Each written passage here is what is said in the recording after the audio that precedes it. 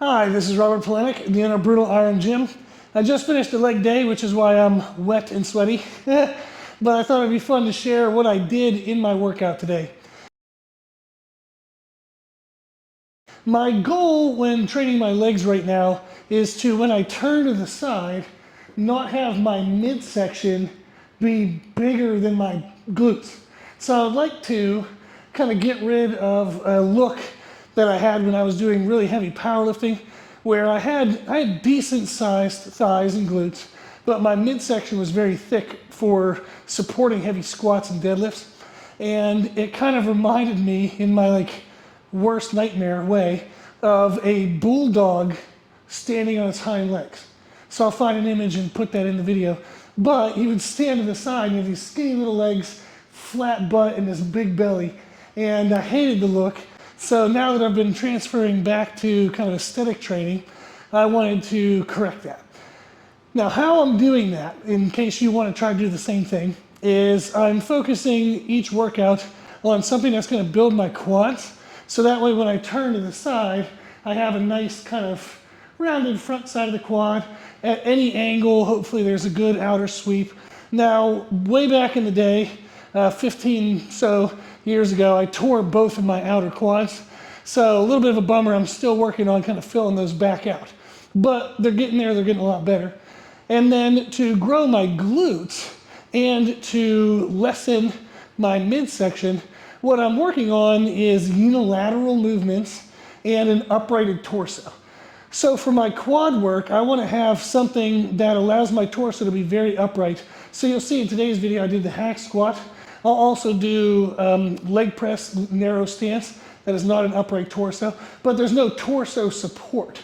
If I'm going to do a squat, I want to use a kind of a front squat variation. I have a Kabuki transformer bar, so I will set it at the front squat setting, and that allows me to stay very upright when I squat. I want to eliminate my torso tilting, because anytime my torso tilts, it activates all this. I do want to have it strong, so I do pile-off rotations and a lot of anti-rotational movement to still keep my core strong, but I want to get rid of bent over bracing to help bring all this kind of inward size-wise.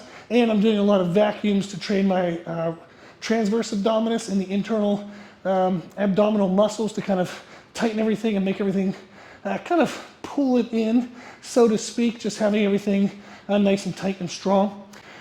So then, after I do a quad thing, I'm doing that unilateral stuff, and that's going to be lunge variations.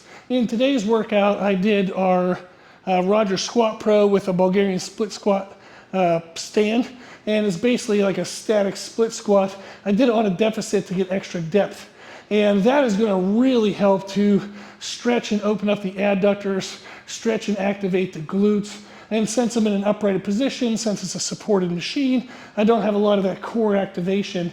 So it's helping to bring the core down along with the abdominal training. And then the unilateral work really builds overall thickness and fullness in the legs. So that way I can get the glutes to start to grow, get the adductors to grow, getting the hamstrings. Now, neither one of these movements are great for the hamstrings, especially not the hack squat. So I do have a lying leg curl, which is behind the camera. And then we have a Nautilus glute drive, which if you extend your legs, can definitely activate and work the hamstrings. I'll also do some lighter variations, pre-exhausted variations of staggered stance RDLs and some other movements to where if I do have to have a torso tilt to do, say, like a staggered stance RDL or just a regular RDL, you're kind of pushing your hips back and driving up. So you'll see my torso does have to bend, but if I do that in a pre-exhausted state, the second leg day of the week, I might be plenty heavy enough with working sets of, say, 225 rather than having to use 315 or more. So I'll strategically place my hinge movements to make sure that they're not fully unfatigued. I don't know, whatever that term would be. I don't want to be able to do them when I feel my best. I want to do them when I feel like crap. And that would help me reduce the weight load.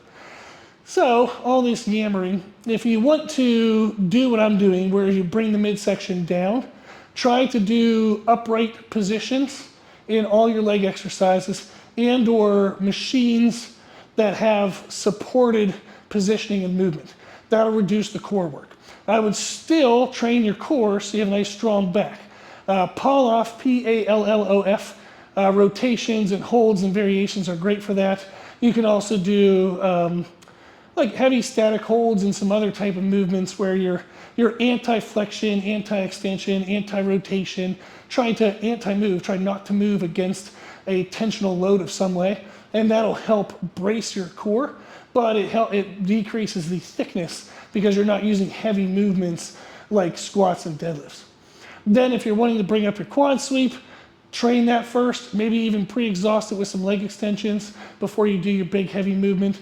And then to bring up the glutes and the fullness of the legs, do unilateral movements. It can be lunges, split squats, step ups, something where the legs are having to move independent from each other, and that's going to help incorporate a lot more muscles around the hip socket and throughout the thigh in general.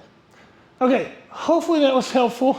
If you have any follow-up questions, if you need anything, you can always contact me on our website, www.brutalirongym.com. I have a daily podcast I do. It has over 2,000 episodes, tons of leg training stuff. So I'll pair a good podcast at the end of this video that you can check out if you'd like to, and then just see kind of what the podcasts are like. But you can also always submit a question to the podcast, and I'll make a podcast for you for free. So tons of resources, tons of help available. Hopefully this video is helpful. Give it all a try, and thank you for watching.